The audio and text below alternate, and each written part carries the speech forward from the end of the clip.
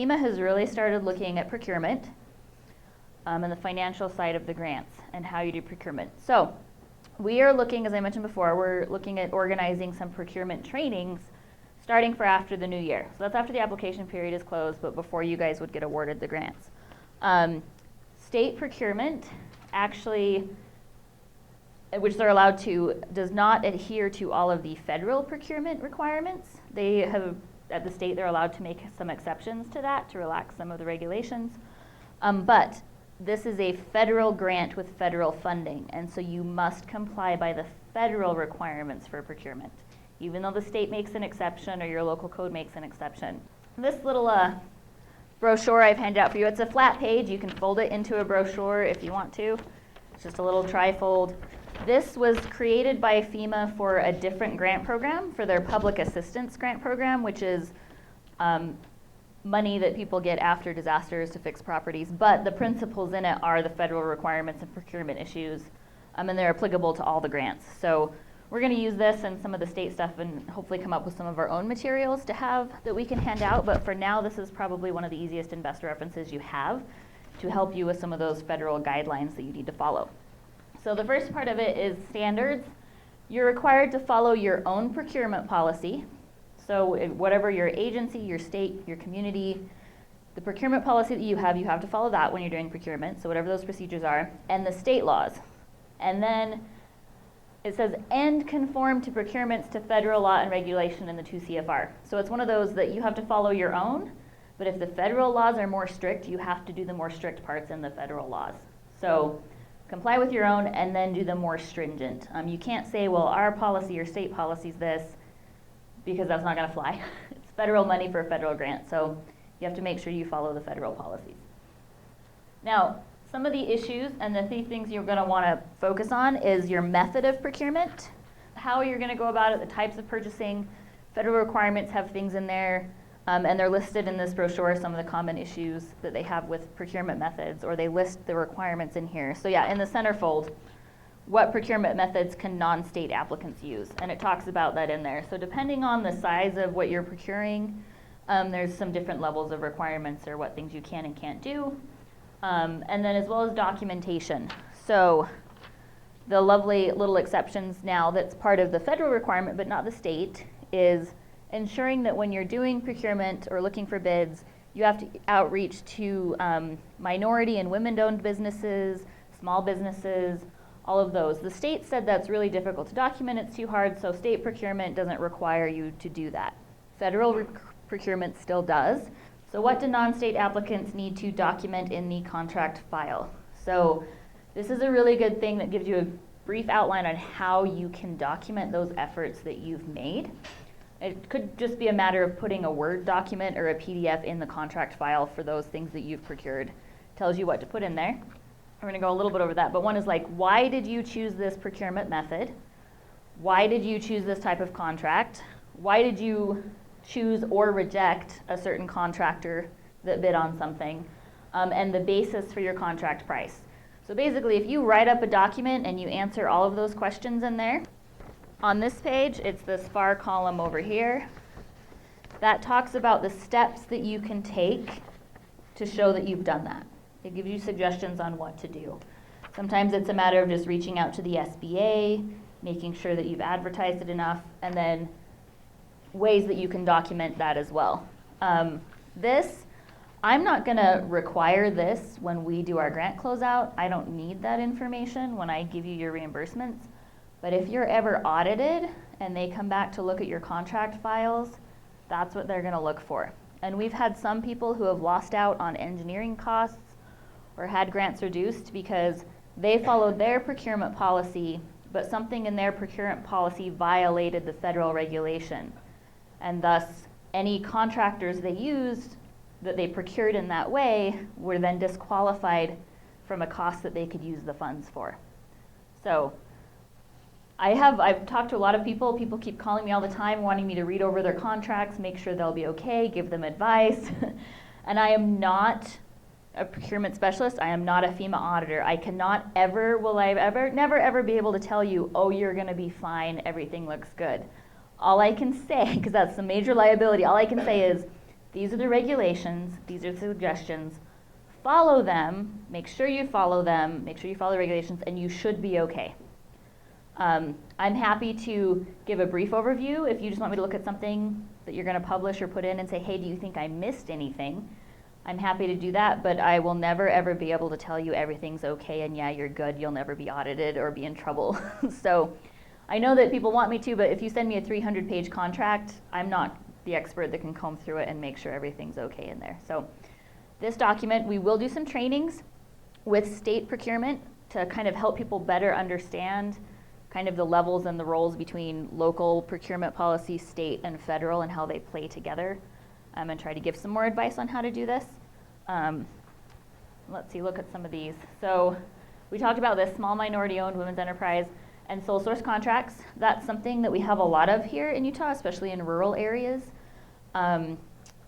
You know, you live up on the Idaho border and it's 2.5 hours from any town, and it can be impossible to get contractors to come out and do the work, and you have one guy that's willing to do it. That's okay, but you have to document that's the way it is. You still have to make good faith efforts to get other contractors out there. So we can help you through that process.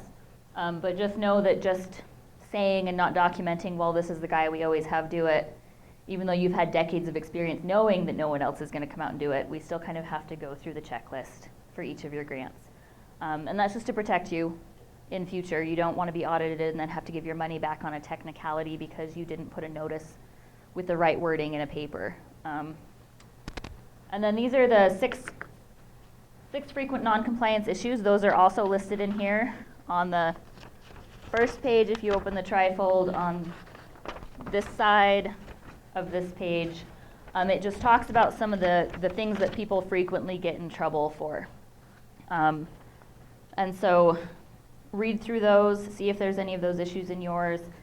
You can always call state procurement. Unfortunately, like I said, they don't have a lot of experience with the federal requirements, but we are trying to come up. So if you have a question, call me. If I don't know the answer, we'll try to look it up and help you figure out what you need to do, because we want to know what we're doing and what we need to recommend to people as well. We had a lot of questions when this first came out because there were even different interpretations from FEMA, because engineers have to do work on the projects before we obviously put the projects in. The reason this was put into place is because you don't want someone that you're going to hire someone to do something, you don't want them to help you draft that job description, because they can help you draft the job description to describe themselves, and then they themselves become the best candidate. Or you don't want them, if you're putting something out for bid, to be like, oh, I'll help you draft that up, and then if I do this, then you'll hire me. So it's a lot of that unfair competition that they're trying to avoid. So this rule is based off of the laws that are there to protect you against that. If you already have an engineer on staff, or you already have engineers that you've contracted prior to the grant, they've already you've gone through the procurement process, you followed the rules, and this is where you might want to double check that your procurement policy follows the federal guidelines, because you don't want them to come back and say, well, you didn't get them in a good way, so you can't use them. Then they can help you with the application and they can help you with stuff.